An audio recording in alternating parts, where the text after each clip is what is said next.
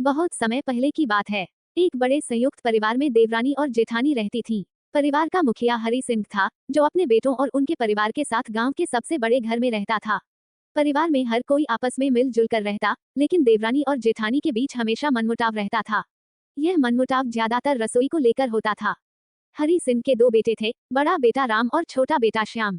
राम की पत्नी का नाम था सुशीला, जो घर की जेठानी थी।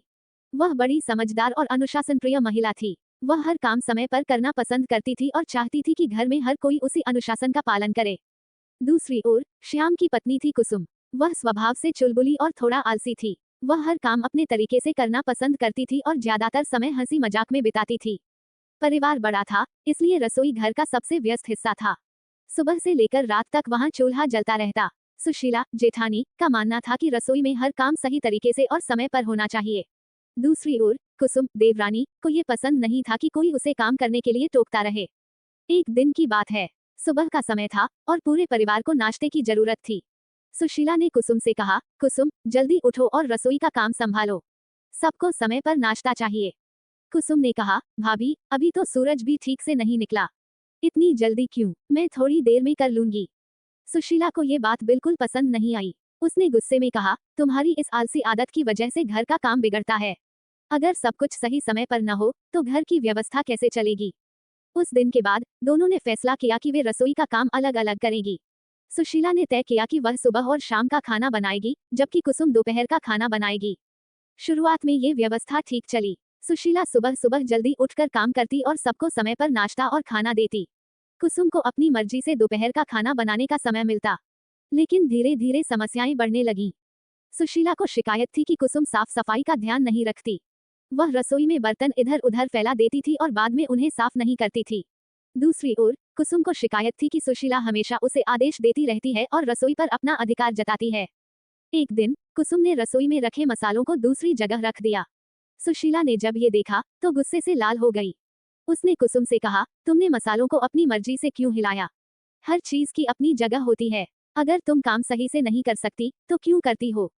कुसुम ने पलटकर जवाब दिया, भाभी, मैं रसोई में अपने समय पर काम करती हूँ। तुम्हें हर बात में टोकने की क्या जरूरत है? ये रसोई सिर्फ तुम्हारी नहीं है।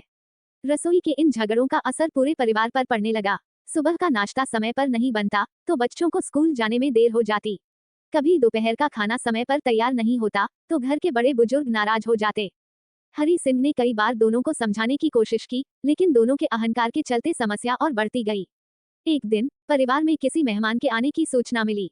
हर कोई मेहमानों के स्वागत की तैयारी में लगा हुआ था। सुशीला और कुसुम ने सोचा कि वे अपने अपने तरीके से खाना बनाएंगी। सुशीला ने सब्जी बनाने की जिम्मेदारी ली, जबकि कुसुम ने मिठाई और चावल बनाने का काम अपने हाथ में लिया। लेकिन रसोई में दोनों के बीच बार बार टकराव होने लगा।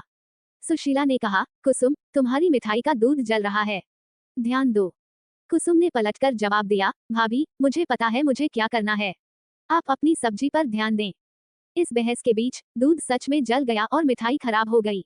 जब मेहमान आए तो परिवार को शर्मिंदा होना पड़ा क्योंकि खाना ठीक से तैयार नहीं था। उस दिन हरि सिंह ने पूरे परिवार को बैठाया और कहा, परिवार की ताकत उसके सदस्यों के आपसी सहयोग में होती है। अगर तुम दोनों बहुएं मिलकर काम करोगी तो न सिर्फ रसोई का काम आसान होगा, बल्कि घर का माहौल भी अच्छा रहेगा। हरि सिंह ने दोनों को समझाया कि काम का बंटवारा सही होना चाहिए, लेकिन साथ ही मिलकर काम करने का महत्व भी समझना चाहिए।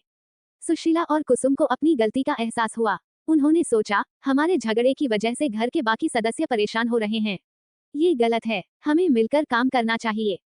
उस दिन से सुशीला और कुसुम ने तय किया कि वे रसोई का काम आपस में बांटने के बजाय मिलकर करेंगी। सुशीला ने अपनी समझदारी और अनुशासन का इस्तेमाल किया, जबकि कुसुम ने अपनी चुलबुली और सकारात्मक सोच से माहौल को हल्का रखा। अब जब वे दोनों साथ में काम करती तो रसोई में झगड़े के बजाय हंसी खुशी का माहौल होता। दोनों ने मिलकर रसोई को व्यवस्थित रखा और परिवार के हर सदस्य को समय पर खाना मिलने लगा।